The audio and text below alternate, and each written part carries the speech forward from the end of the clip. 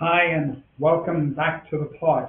Today we're going to be talking about the science area. So we have three areas. We have the science area, we have the craft area, and we have the art area.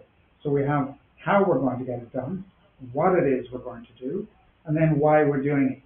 And we believe this combination of these three aspects is very powerful to the success of your project. So the first thing I hope you see is that it's a very physical space. It's a long wall, and on the wall are a series of labeled and numbered exercises, and we do these for each of your projects. So we start with what's called a portfolio table over here. The portfolio table gives a representation for each project in the portfolio, other projects that are happening if you want, and it says how important they are and where they are in the project life cycle, if you want, whether they're beginning in the designing phase, or whether they're later in the development and deploying phase, perhaps. We take your one project. We start over here on the left by clarifying the goal. It's a bit like seeing the bullseye that we're aiming for. And we say who's paying for it, how will they get the money back, and when will they get the money back. It gives us clarification of the business benefit and the return on that investment as well. Then we get into the first major exercise that we do in these workshops, which is the stakeholder analysis. And the stakeholders are anybody interested in, impacted by, or has an influence on your project. And these people collectively are called stakeholders. And we analyze them based on their power and their concern. You can see that there's key stakeholders in the top right-hand corner, and that's a very powerful exercise for three reasons. How do we communicate with these people?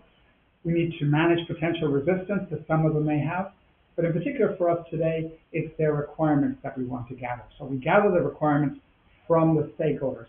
And those requirements, you can see here in step 3, those requirements are made smart so that there's no ambiguity, specific, measurable, attainable, realistic, and time-bound.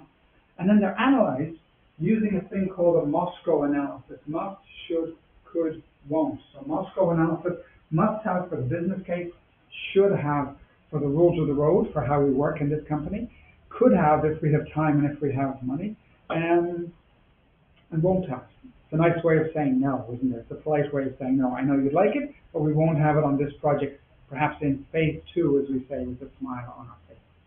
Once we have established the requirements, we can then talk to the performers and get this thing called the work breakdown structure, which is all the work that's going to happen on the project, all the work that is both product-related work and process-related work. We put these into things called work packages. We see a lot of work packages here, and therefore this is the totality of the work. We call this the work breakdown structure. One of the most powerful things we see the work, because then we can calculate how long it's going to take and how much it's going to cost. Classically used to be called the triangle. So the scope, the time, and the cost. But first of all, the scope. Is that clear? So once we have the scope, then there's a step we take, which is to identify the risks. And you can see over here, we have step 5, the risk analysis. We identify the concerns or risks that we see happening in the future. We analyze them based on their probability and impact, as you can see, a very simple exercise. We see things in the red zone. We take some response options.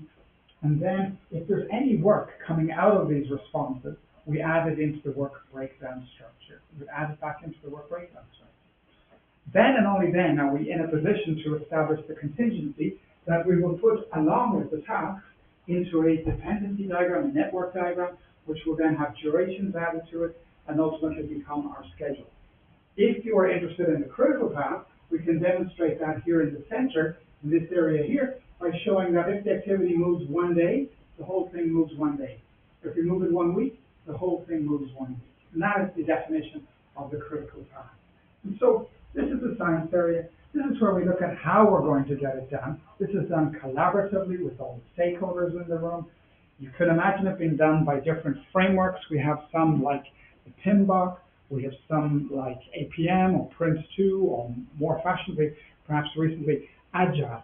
So this would be an area where we capture the essence of those frameworks and we put them into practice.